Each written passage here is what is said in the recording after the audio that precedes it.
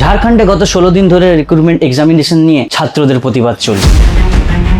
তাদের দাবি সঠিক শিক্ষা ব্যবস্থা, ন্যায্যতা ও সঠিক তদন্ত।